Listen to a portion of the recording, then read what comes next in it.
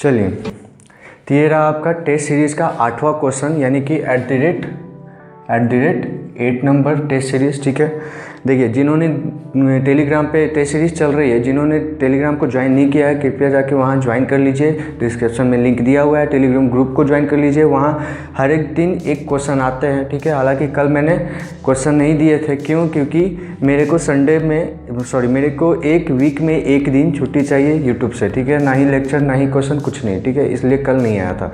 तो वो एक दिन एक सप्ताह में कभी भी हो सकता है, ये नहीं कि सैटरडे या फिर संडे ही हो। ठीक है, तो टेलीग्राम को ज्वाइन करिए और इस चैनल को पक्का सब्सक्राइब करिए, क्योंकि देखते हैं मैंने इस चैनल बहुत सारे लोग सफ़र तो कर जाते हैं लेकिन सब्सक्राइब नहीं करते हैं। ठीक है, तो सब्सक्राइब करिए, शेयर करिए और लाइक करिए। ठीक है, चलिए इस क्वेश्चन में क्या कह रहा है कि ये एक फ्रेम है, मतलब कि एक सिस्टम है।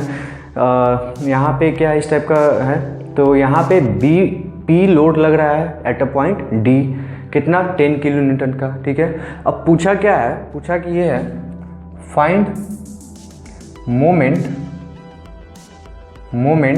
एट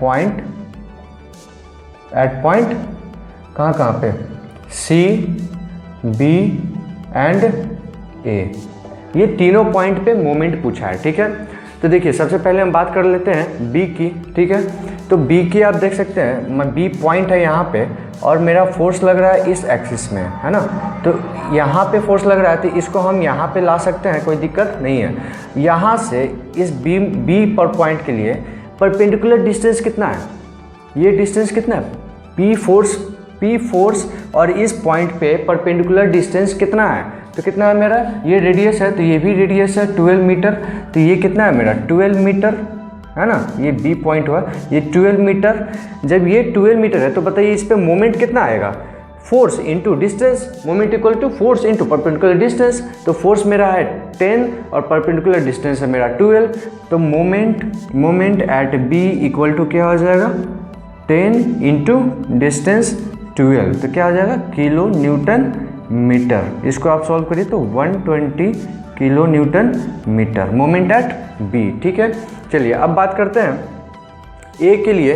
तो ए पॉइंट भी आप यहाँ पे देखिए मिला, ये मेरा रहा ए पॉइंट। ठीक है, ए पॉइंट, और ये फोर्स ऊपर कहीं लग रहा था, वो पी फोर्स, तो उसको हम लोग यहाँ डिस्प्लेस कर सकते हैं, कोई दिक्कत नहीं होगा डिस्प्लेस करने में। तो पी फोर्स यहाँ भी लग रहा है, और ये पॉइंट और पी फोर्स के बीच का परपेंडिकुलर डिस्टेंस मेरा कितना है, यहाँ भी देखिए जो डिस्टेंस यहाँ होगा वही डिस्टेंस यहाँ होगा। तो ये भी मेरा 12 है ना, 12 मीटर, और P मेरा 10 था। तो देखिए moment at A equals to force into perpendicular distance कितना हो जाएगा, 10 इंटू 12 मीटर और किलो न्यूटन, है ना, या फिर किलो न्यूटन मीटर कह लीजिए। तो हो जाएगा आपका आंसर 120 किलो न्यूटन मीटर। ठीक है, देखिए मोमेंट एट A और मोमेंट एट B दोनों सेम ही आएगा। ठीक है, क्योंकि दोनों के बीच का फोर्स और पॉइंट का डिस्टेंस दोनों के बीच क्या है, इक्वल है। ठीक है, चलिए अब मेन बात पे आते हैं, कौन से, सी पॉइंट पे। ठीक है, तो मेन तो यही है, ये दोनों तो आसान था। सी पॉइंट पे देखते हैं, चलिए देखिए यहाँ पे देख लेते हैं।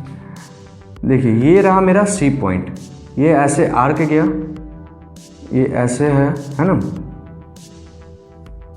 ये है मेरा सी पॉइंट। सी फोर्स लग रहा है मेरा यहाँ पे पी। ठीक है, 10 किलो न्यूटन का।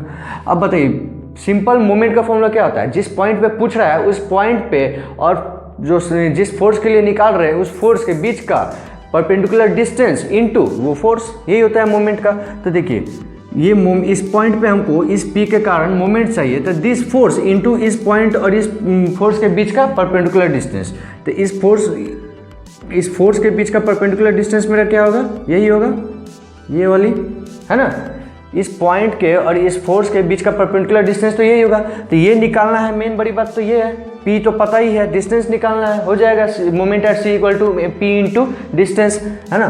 तो ये निकालना है। तो चलिए यहाँ पे देखिए, आप यहाँ देख रहे हैं कि ये वाली जो है 12 मीटर, रेडियस आपकी 12 मीटर है, और ये जो आपकी आर्क लेंथ है, ये जो आर्क लेंथ है आपकी कितनी दी हुई है, 2 पाई मीटर। ठीक है, आर्क लेंथ आपकी 2 पाई मीटर दी हुई है, और ये रेडियस को हम यहाँ कर लेते हैं, ये भी यहाँ कर लिए, ये रेडियस आपका है 12 मीटर। ठीक है, चलिए यहाँ से एक पॉइंट खींचते हैं। ठीक है, अब देखिए ये सी ई और एफ, देखिए यहाँ पे सी ई एफ, ये एक राइट एंगल ट्रायंगल बना रहा है, ठीक है।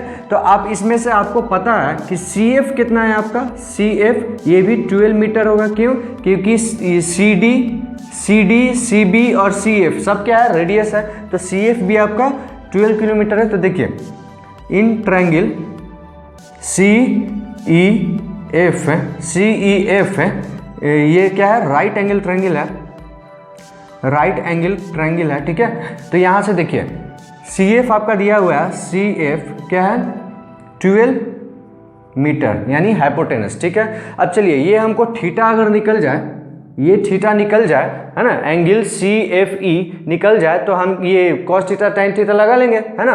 तो चलिए लगाते हैं, थीटा निकालते हैं। तो सिंपली आप बताइए कोई भी आर्क का थीटा इक्वल टू क्या फॉर्मूला था, थीटा इक्वल टू एल बटा आर, है ना।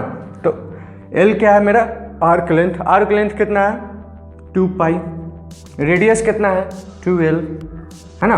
तो इसको काटिए कितना हो जाएगा 6। अब ये देखिए ये जो थीटा आती है ये रेडियन में आती है, इसको आपको डिग्री में बदलना होगा, तो इनटू क्या कर देंगे 180 बटा पाई कर देंगे, ये डिग्री में हो जाएगा, ठीक है। तो ये 6 से कट गया कितना 30 और ये पाई से पाई कट गया, तो ये हो गया आपका थीटा 30 डिग्री, ठीक है। अब ये मेरे को 30 डिग्री मिल गया, ये एंगल मेरा 30 डिग्री हो गया। तो अब यहाँ से लगाइए क्या sine theta, sine theta equal to क्या हो जाएगा, साइन थीटा यानी कि sine 30 degree, sine 30 degree equal to perpendicular बटा हाइपोटेनस, परपेंडिकुलर यानी कि सी ई, है ना, सी ई परपेंडिकुलर बटा हाइपोटेनस, हाइपोटेनस सी एफ कितना है मेरा 12। तो यहाँ से आपका सी ई निकल जाएगा कितना 12 इंटू साइन 30, साइन 30 कितना हो जाएगा 1/2, 1/2, तो ये कट के हो जाएगा आपका 6। तो सी ई आपका आ गया 6 है ना, और परपेंडिकुलर डिस्टेंस आपका आ गया 6 और फोर्स है आपका पी यानी कि 10। तो यानी कि moment at C equal to force यानी कि 10 kilo newton into perpendicular distance यानी कि सी जो कि मेरा आया है 6 मीटर, है ना, 6 मीटर। तो आपका आंसर आ गया moment at point C equal to 60 kilo newton metre, ठीक है। चलिए कोई दिक्कत इसमें कुछ करना ही नहीं था, बस हमको बेसिक याद करना था क्या कि मोमेंट का फॉर्मूला होता है फोर्स इनटू उस पॉइंट के और फोर्स के बीच का परपेंडिकुलर डिस्टेंस, बात खत्म, आ गया आंसर। हमको करना था उसके बाद मैथ का टर्म लगाना था, आंसर आ गया, है ना। तो बस अब बेसिक से चाहिए, बेसिक मजबूत रखिए, मेरा हमेशा यही कहना है कि आप बेसिक मजबूत रखिए, कुछ भी 1001 क्वेश्चन ही क्यों ना आ जाए, जो क्वेश्चन आप पहले ना बनाए हो वो भी बन जाएगा, ठीक है। चलिए थैंक यू।